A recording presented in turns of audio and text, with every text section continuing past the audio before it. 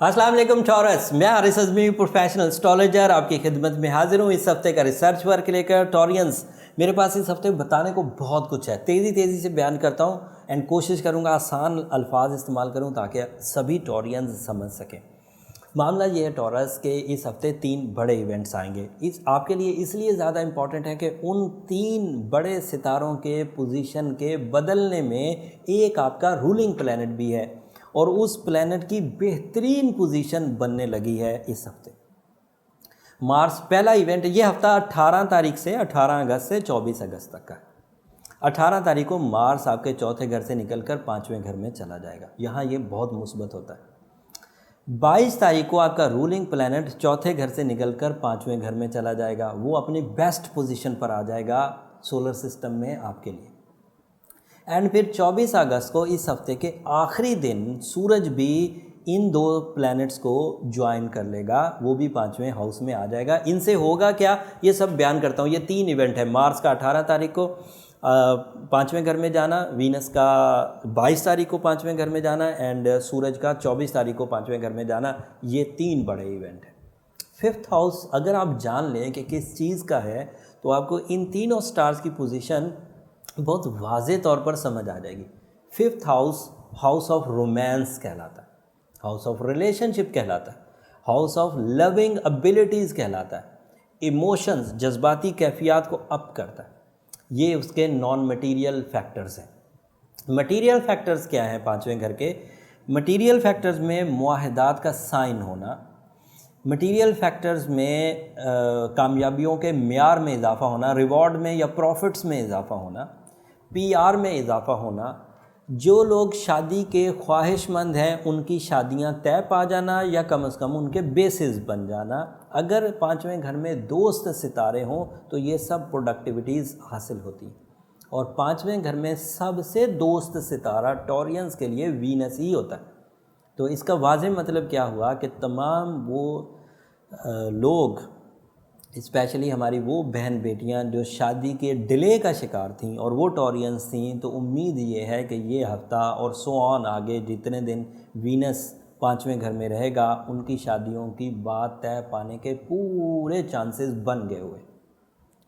बात यहाँ तक नहीं है कि सिर्फ चांसेस बन गए हुए, बात यह है कि अगर शादी के चांस आपने अवेल किए तो सक्सेस का रेशो आम दिनों में जो शादी की बात तय पाती है उससे कई गुना ज़्यादा होगा। वीनस के दौर में शादियों की कमिटमेंट या शादी का होना या निकाह का होना या प्रपोजल का मैच्योर होना सोल एक्सचेंज लेवल पर होता है। कमिटमेंट बहुत स्ट्रॉन्ग बनती है, सिंसियरिटी लेवल्स हाई होते हैं, इमोशनल अटैचमेंट्स पैदा होती है, जहनी हम-आहंगी बनती है। तो वीनस के दौर की शादियों के तो लोग टाइम देखकर हमसे चेकिंग करवा कर फिर अपनी शादी के दिन तय करते हैं। आपके लिए तो कुदरती आ चुके हैं। अगर किसी का इरादा इस सीज़न में ऑलरेडी बना हुआ है तो ब्लेसिंग्स अल्लाह ताला की तरफ से उसके साथ चल पड़ी, और अगर अभी तक नहीं है और वो पाइपलाइन में है, प्लान कर रहे हैं, तो समझ लीजिए एक प्रोफेशनल आपको सर्टिफिकेशन मिल गई कि आपको इसके एडवांटेज रिलेशनशिप अचीवमेंट में बेतहाशा होने वाले हैं। इन एडवांटेजेस का अगर सिर्फ वीनस ही ज़िम्मेदार होता तो आपको एवरेज एडवांटेज मिलते, बट जब 24 तारीख को सूरज भी आपके यहाँ 5वें घर में दाखिल होगा तो ये average Venus advantages ideal Venus advantages में बदल जाएंगे। एक मैथमेटिकल कैलकुलेशन देता हूँ। अगर इसने सिर्फ 25% आपको एडवांटेजेस देने थे तो सूरज की उसी हाउस में 24 तारीख को अपीयरेंस की वजह से रिलेशनशिप एडवांटेजेस 50% तक चले जाएंगे एक्स्ट्रा।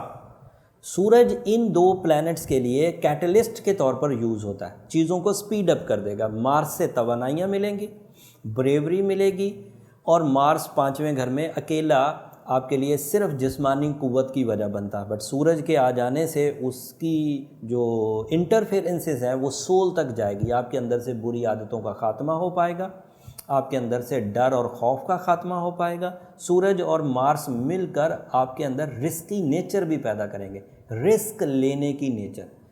रिस्की नेचर की वजह से आप उन कामों का भी एहतमाम कर सकेंगे जिन कामों को आप पिछले दिनों अवॉइड किए जा रहे थे, और इस रिस्की नेचर का आगे फ्यूचर पर बड़ा इम्पैक्ट रहेगा।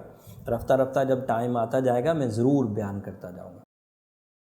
अब ये तो हो गया टॉरियंस के लिए एक पांचवें घर की जो एडवांटेजेस हैं, बट अदरवाइज जो टॉरियंस हैं उनको क्या क्या एडवांटेजेस हैं।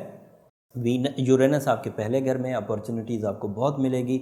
जुपिटर आपके यहाँ 8वें घर में है, सो गुड लक का सितारा आपके यहाँ अखराजात को कंट्रोल कर रहा है, नेगेटिविटीज़ को कंट्रोल कर रहा है, लिटिगेशंस को कंट्रोल कर रहा है। तो आपको इस बात के भी खदशात कम होते जाएंगे कि लॉस जो है वो बढ़ेगा नहीं।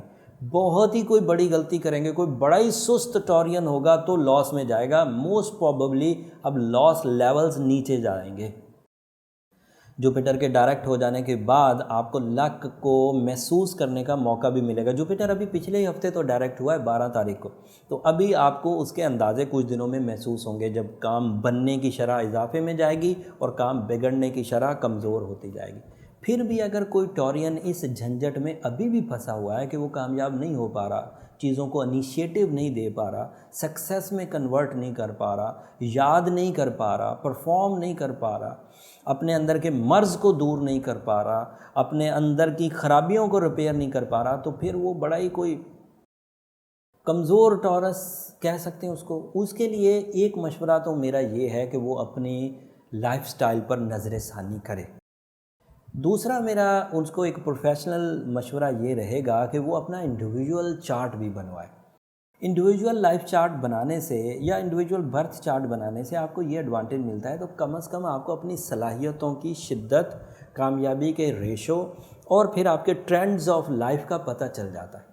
जब इन चीज़ों को पता चलता है तो इन वीडियोस से आप ज़्यादा अच्छे अंदाज से फ़ायदा उठा पाते हैं। सिर्फ आपको क्लू चाहिए होते हैं कि अब किस हाउस में ज़्यादा ताकत है। जैसे अब 5वें घर में बड़ी ताकत है, सो 5वें घर की बड़ी ताकत रोमांस के लिए, प्रैक्टिकल लाइफ के लिए, माली मुआहदात के लिए बहुत अच्छी। ऐसा नहीं है कि इसके बाद सारे हाउसेस बंद हो गए, बट क्योंकि इस हाउस में बड़ी ताकत है तो इसके रुझान को ज़्यादा अपनाया जाए। अगर इसके रुझान को ज़्यादा अपनाया जाएगा तो जो लोग इस सिमत में ज़रा अनसक्सेसफुल थे या स्ट्रगलिंग थे, उनके लिए ये ब्लेसिंग टाइम शुरू हो गया। बाकी जो चीज़ें रूटीन से चल रही हैं वो चल रही हैं।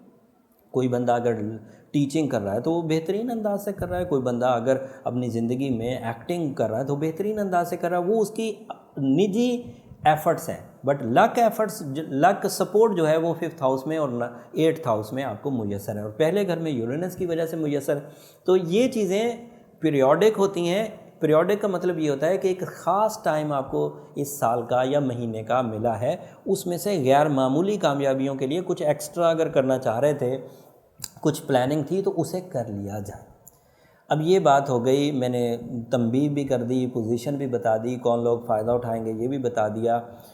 अब आखिरी जुमला कि जो कमज़ोर थे उनको, एक तो मैंने ये बोला कि वो अपना पर्सनल लाइफ चार्ट बनाए, और दूसरा मैं ये ओवरऑल एक व्यू दे रहा हूँ कि जो कोई ये समझता है कि अगर मुझे थोड़ा सा सहारा मिल गया तो चीज़ें मैं ठीक कर लूँगा, वो एमरल्ड भी पहन ले, वो सूरह शम्स भी पढ़ ले, वो या मुसब्बिबुल असबाब भी 113 दफ़ा इस हफ्ते कंसीडर करे, साथ में ग्रीन कलर की चीज़ भी बुध के दिन खैरात करे। अगर वो ये जर्नल सी सपोर्ट चाहिए तो ये 2-3 चीज़ें आपको देंगी। बट अगर इंडिविजुअल जायचा बनाया जाएगा तो उसमें फिर जारी बात है आपकी वर्थ और आपकी सिचुएशंस को देखते हुए अदरवाइज़ भी कोई रेमेडी हो सकती है, वो तो फिर आपके जायचे के बाद ही कंसीडर होगा। उम्मीद करता हूँ इन सब बातों को टेक्निकल अंदाज से भी आप समझ जाएंगे। इन सब बातों को आप अपने मामलात ज़िंदगी पर रख के और अपनी ज़िंदगी के फ़ैसला लेने में आसानी भी महसूस करेंगे, और इन सब बातों को सुनने के बाद अपने अंदर चेंजेस लाने की कोशिश भी करेंगे। जब ये सारी चेंजेस या ये सारी मामलात समझकर आपको ज़िंदगी का कोई छोटा सा सुख भी मिले तो मुझे उस वक़्त अपनी दुआओं में ज़रूर याद रखिएगा। अगले हफ्ते इससे भी ज़्यादा इन्फॉर्मेशन के साथ आपकी खिदमत में दोबारा हाजिर होऊंगा। अगले हफ्ते तक के लिए इजाज़त दीजिए। जाते जाते चैनल को ज़रूर सब्सक्राइब कर लीजिएगा, इससे थोड़ी हमारी हौसला अफजाई होती है। अगले हफ्ते तक के लिए इजाज़त। अल्लाह ने के बाद।